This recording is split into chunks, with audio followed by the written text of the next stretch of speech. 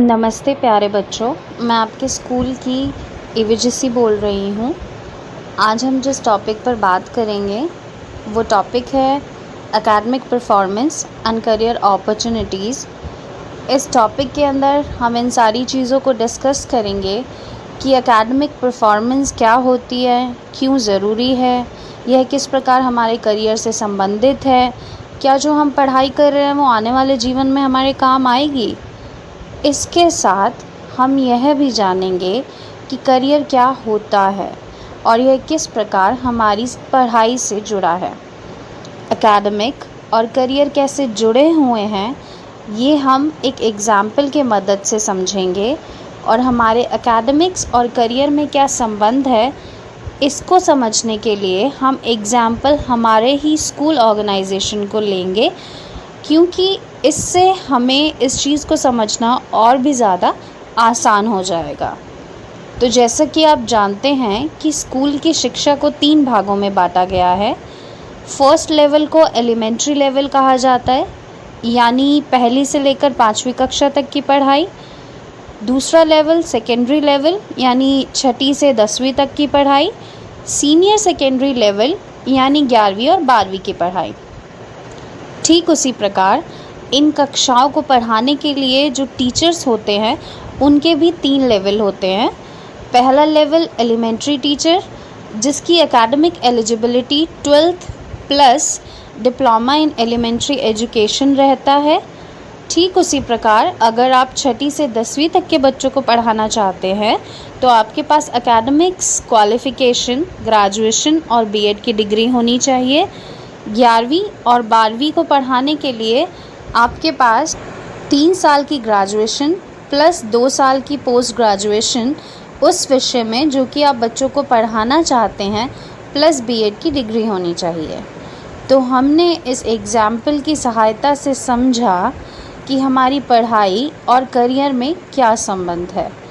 तो हमारे लिए ये समझना बहुत ज़्यादा ज़रूरी है कि अगर हम जीवन में सफल होना चाहते हैं तो पढ़ाई उसका मूल आधार है। हमारा शिक्षा का स्तर ही यह निश्चित करता है कि मैं कल क्या बनूंगी और कैसे बनूंगी, इसके साथ साथ कितना कमाऊंगी। ठीक उसी प्रकार अगर हम लॉयर बनना चाहते हैं तो उसके लिए अलग एकेडमिक्स होंगी।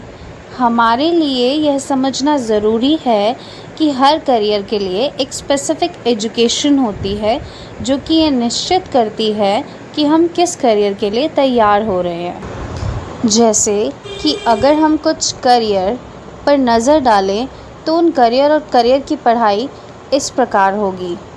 अगर मुझे ये पता है कि 12th के बाद मुझे लॉ करनी है तो लॉ की पढ़ाई करने के लिए आप 12th के बाद 5 साल का इंटीग्रेटेड कोर्स, यानी कि जिसके अंदर बीए और एलएलबी दोनों इन्वॉल्व रहते हैं, जिसे एलएलबी इंटीग्रेटेड कोर्स और बीए एलएलबी के नाम से भी जाना जाता है, या फिर आप 12th के बाद ग्रेजुएशन करके उसके बाद 3 साल की एलएलबी कर सकते हैं। इन दोनों में डिफरेंस क्या रहेगा? अगर आप ग्रेजुएशन के बाद एलएलबी करते हैं तो उसमें आपके 6 साल इन्वेस्ट होंगे, और अगर आप 12th के बाद डायरेक्ट एलएलबी करते हैं तो उसमें आपके 5 साल, यानी कि आप अपना 1 साल सेव कर पाएंगे। पर इस चीज़ को समझने के लिए, इस चीज़ को अचीव करने के लिए हमें सबसे पहले ये पता होना चाहिए कि हमारी ज़िंदगी का गोल क्या है, क्योंकि हम ज़िंदगी में जो भी पाना चाहते हैं उसके लिए हमारा एक गोल यानी कि एक लक्ष्य ज़रूर होना चाहिए, क्योंकि वही लक्ष्य हमें बार बार ये याद दिलाएगा कि हम पढ़ाई क्यों कर रहे हैं और पढ़ाई को करके हमें कहाँ पहुँचना है। अगर हमारे पास हमारा लक्ष्य नहीं होगा तो हम हमारी पढ़ाई को अच्छे से मोटिवेशन के साथ नहीं कर पाएंगे, और क्योंकि यही लक्ष्य हमारे लिए एजुकेशन मोटिवेशन बनेगा, यानी एजुकेशनल मोटिवेशन बनेगा। ठीक टीचिंग और लॉ की तरह ऐसे ही हमारे स्कूल में एक पोस्ट है जो कि ईवीजीसी की है। तो वैसे तो EVGC एक स्पेसिफ़िक पोस्ट जो कि हमारे स्कूल में स्कूल काउंसलर को कहा जाता है।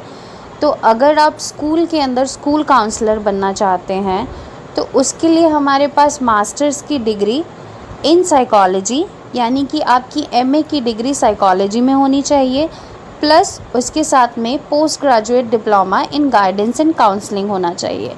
अगर आपके पास ये एकेडमिक्स परफॉर्मेंस है यानी कि आपकी एकेडमिक एलिजिबिलिटी है, तभी आप इस करियर को ऑप्ट कर पाएंगे।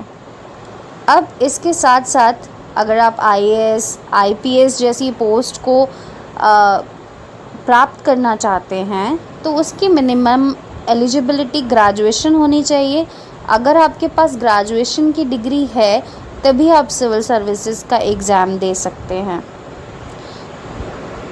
इसके साथ हम डायरेक्ट 12th के बाद कुछ कॉम्पिटिटिव एग्ज़ाम भी दे सकते हैं, जैसे कि NDA exam for army, Delhi police exam, SSC exam for data entry operator, lower division clerk, DSSSB lower division clerk, stenographer, stenotypist, patwari, warden, railway exams भी होते हैं, LIC agent, store keeper etceteras jobs.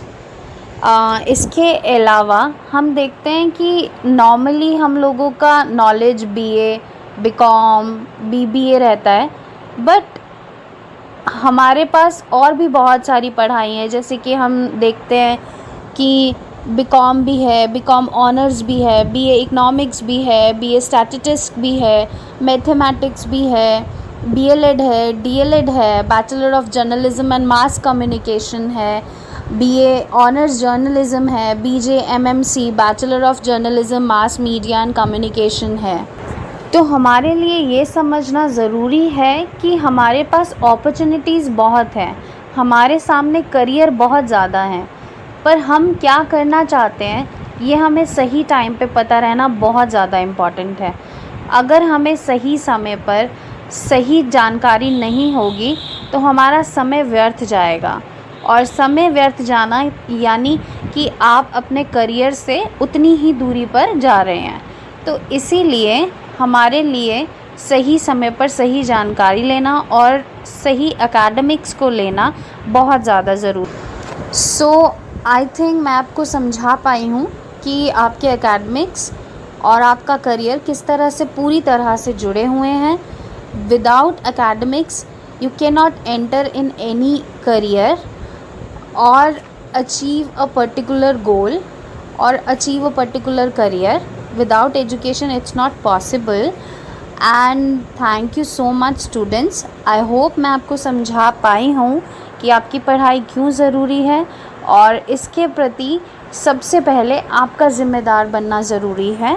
तो ज़िम्मेदार बनिए और अच्छे से पढ़ाई कीजिए। Thank you so much.